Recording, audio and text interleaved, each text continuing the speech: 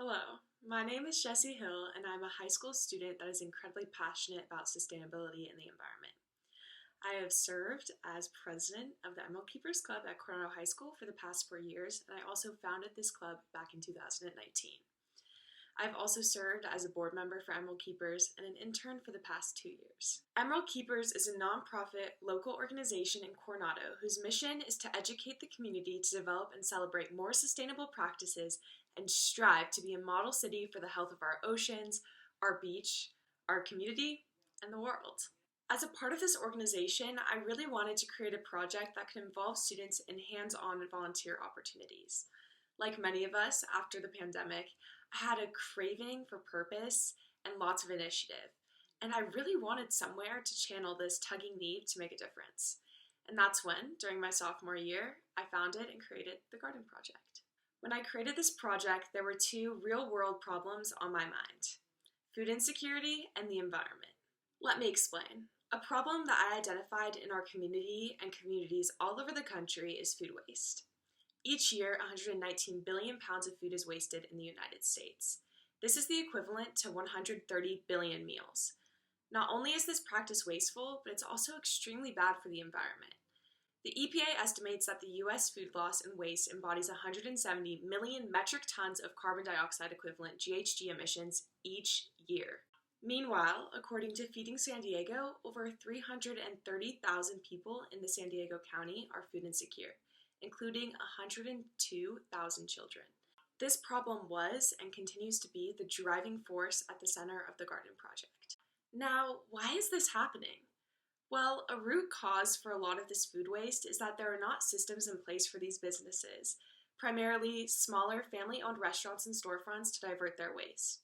On the other hand, there are systems in place for families and individuals struggling with food insecurity, such as soup kitchens and food banks. However, there are very few sources for fresh produce, a privilege that many of us take for granted.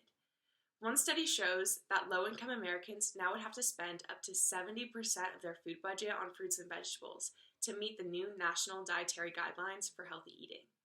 My solution to this issue was to convert an unused plot of dirt land on Coronado School District property into a viable, edible garden. In this space, students could learn valuable lessons about composting and gardening, both crucial aspects of living a more sustainable lifestyle. I would coordinate with local businesses to pick up food waste that would then be sorted and turned into compost.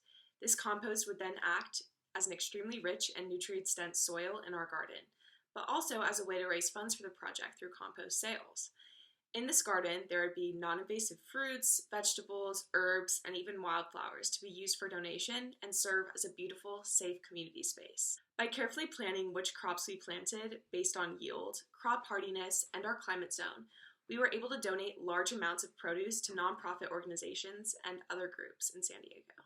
After proposing the idea to Ms. Stewart, the founder and president of Emerald Keepers, she was completely on board with this idea.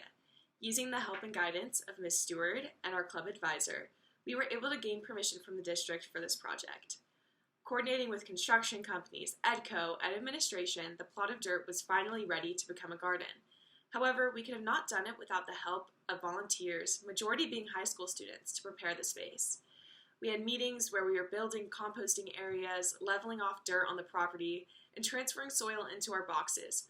There was a long process of trial and error in which I and other club members alike had to learn exactly how to garden and compost. Through the guidance of mentors, I eventually learned the science of composting and the intricacies that come with transforming food waste into a rich substance. I learned how to balance nitrogen and carbon, or green and brown, which were no longer just colors to me, but a balance of wet, colorful food waste and dry, absorbent matter, which we typically, for browns, would use newspapers that we recycled from the library, like archived newspapers and old ones that would normally just go to the recycling bin or the landfill. Once we learned the ropes of composting, we partnered with local businesses like Boney's and coffee shops to gather their food waste, such as coffee grounds, orange peels, or even expired food to add to our compost. Over the course of this project, we have diverted over 2,500 pounds of food waste from various different sources, even including individual households that have their own composting bins. As our garden grew after some field harvests and attempts, we were finally able to make our first donation in 2022. This was a large milestone for the project. Creating a garden is one thing, but being able to yield enough produce for donation was a completely different level of precision and hard work. Meeting with representatives from a local organization, the Neighborhood House Association, I was able to drop off our first ever produce donation. If you aren't familiar, Neighborhood House Association works with local families in need of food and other social services throughout San Diego. I recall as boxes of fruits and vegetables just filled my arms while I approached this large building ahead, and my eyes peaked just above, catching glimpses of surrounding families, and just dozens of children watched, smiling, and I smiled back just as big because although this project as a whole is fulfilling, by far the most gratifying aspect is Need and Plenty coming together and just this mutual joy measured in lettuce, cucumbers, and tomatoes. Throughout these 4 years, I've watched the organization and this club grow tremendously. I look forward to our Saturday mornings in the garden, and it has created such a strong community of passionate students. I hope to expand my efforts in sustainability even farther in these next few months of high school and in college. This project and Emerald Keepers in general has truly changed my perspective on the world, and I think it has had the same impact on all of our club members.